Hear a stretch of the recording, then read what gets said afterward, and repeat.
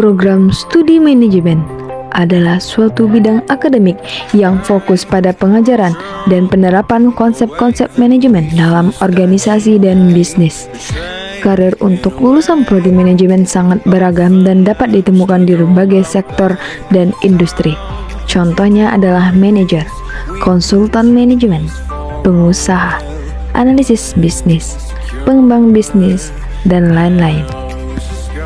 Program Studi Manajemen Fakultas Ekonomi dan Bisnis Universitas Muhammadiyah Riau didukung oleh sarana dan prasarana yang lengkap untuk memudahkan mahasiswa memahami materi yang diberikan, seperti sarana pendukung dalam perkuliahan, layaknya perpustakaan, area di mana mahasiswa dapat menemukan referensi yang relevan, ruang akademik tempat mahasiswa mendapatkan pelayanan administrasi perkuliahan, selanjutnya praktikum laboratorium, investasi, dan ruang konsultasi mahasiswa kepada dosen di luar jam perkuliahan.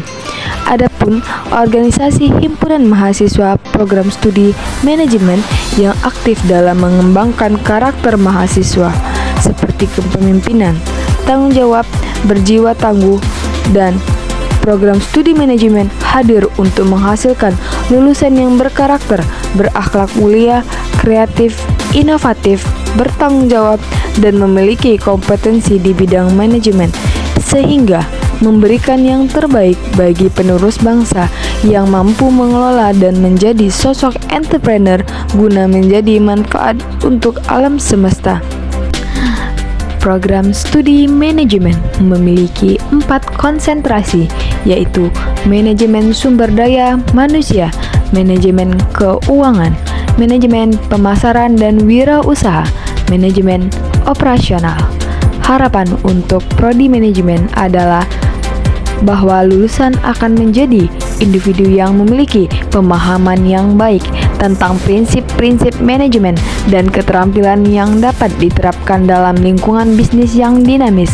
Mereka diharapkan dapat menghadapi tantangan kompleks dalam bisnis dan organisasi dengan kemampuan mengambil keputusan yang cerdas dan strategis.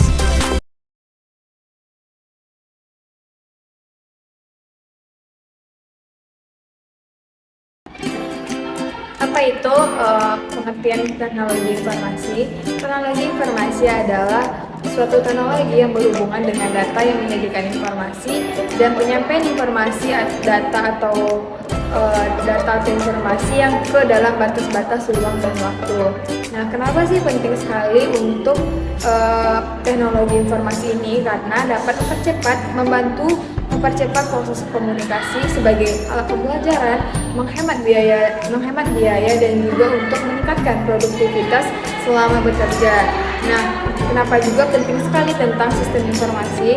Nah, sistem informasi ini membantu perusahaan untuk menganalisis sebuah bisnis dan juga untuk memungkinkan proses pekerjaan itu menjadi terorganisir. Oleh karena itu, sistem informasi ini memberikan hak kepada perusahaan untuk mengembangkan, menghasilkan, dan menjual layanan atau produk kepada konsumen. Sehingga penting sekali untuk teknologi informasi dan sistem informasi ini berperan dalam kehidupan.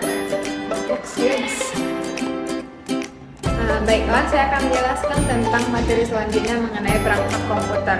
Nah, seiring berjalan waktu pasti kita mengenalnya namanya komputer. Nah, di komputer ini terdiri dua bagian, yaitu pertama adalah hardware, yaitu kita sebut dengan perangkat keras komputer. Yang kedua adalah perangkat lunak komputer atau yang kita sebut dengan software. Nah, hardware itu adalah perangkat keras komputer yang dapat kita lihat secara fisik dan dapat kita jamah segala bentuk fisiknya. Nah, contohnya itu ada CPU, komputer, keyboard, dan lain-lain. Sedangkan untuk perangkat lunak komputer atau software adalah kumpulan dari beberapa perintah yang dieksekusi oleh mesin komputer untuk dapat melakukan pekerjaannya. Oleh karena itu, perangkat lunak ini melakukan suatu perintahnya untuk menyimpan file atau dokumen serta arsip secara umum.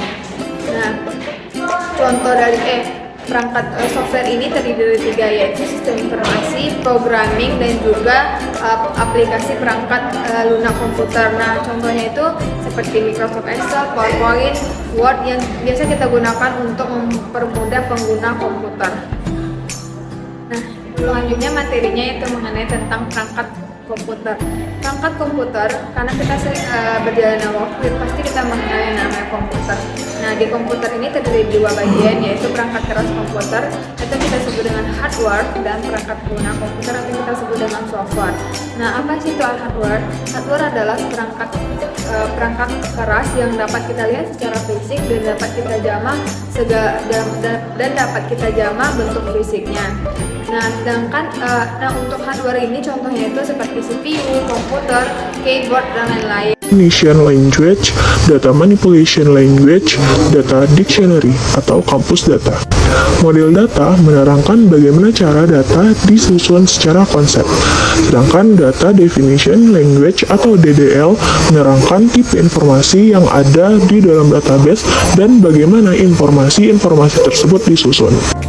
Data dictionary atau kampus data menyimpan definisi dari elemen data atau file dan karakteristik data seperti individuals, fungsi bisnis, program, dan laporan. Yang kedua, logical data model, yaitu kemampuan seseorang manajer untuk menggunakan data. Logical data model juga ada beberapa komponen, yaitu yang pertama, model basis data hierarki, yaitu membuat struktur data ke dalam bentuk pohon terbalik atau inverse trees, yang setiap rekor mempunyai dua elemen. Yang pertama merupakan root atau file. Komponen kedua yaitu model basis data jaringan, di mana ini akan membuat relasi atau hubungan antar data melalui suatu struktur linked list, di mana subordinate record dapat dihubungkan ke lebih dari satu elemen data. Komponen ketiga yaitu model basis data relasi. Relation database model berdasar pada konsep sederhana dari tabel untuk melakukan perubahan pada karakteristik baris dan kolom data. Selanjutnya ada gudang data atau data warehouse. Ada beberapa komponen. Yang pertama, multidimensional data model, yaitu data yang hubungannya sangat kuat dan dapat dilihat dan dianalisa dari sudut pandang yang berbeda yang disebut dengan dimensi, dan juga menyediakan tempat penyimpanan yang efisien, efektif, dan nyaman, serta pengambilan data yang benar. Selanjutnya ada data mart, data mining, dan text mining.